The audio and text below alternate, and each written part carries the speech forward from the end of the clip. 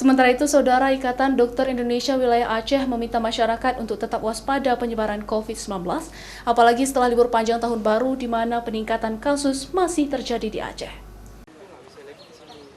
Hingga kemarin 9 Januari 2021, penambahan kasus positif COVID-19 di Aceh bertambah sebanyak 42 kasus, dengan total keseluruhan kasus menjadi 8.878 kasus, dalam perawatan 880 kasus, serta kasus yang telah dinyatakan sembuh sebanyak 7.637 kasus, dengan jumlah kematian sebanyak 361 orang.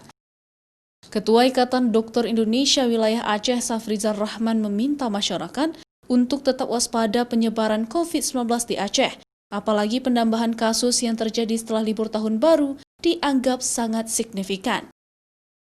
COVID di tahun 2021 ini masih belum selesai. Protokol kesehatan meskipun sudah divaksin masih tetap terjaga karena protokol kesehatan, vaksinasi, kemudian kesadaran kita terhadap COVID ini adalah satu kesatuan upaya untuk menghilangkan COVID dari Indonesia dan dunia. Hanya mengandalkan vaksin, hanya mengandalkan protokol kesehatan, saya pikir bukan jalan yang tepat, tetapi bersama-sama. Maka partisipasi masyarakat untuk ini semua dibutuhkan agar COVID ini cepat hilang, khususnya dari Tanah Rencong dan Indonesia.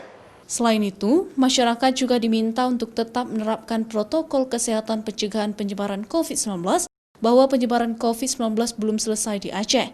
Apalagi di sejumlah negara lain saat ini telah ditemukan virus serupa dengan gejala baru. Syahril, Kompas TV, Banda Aceh.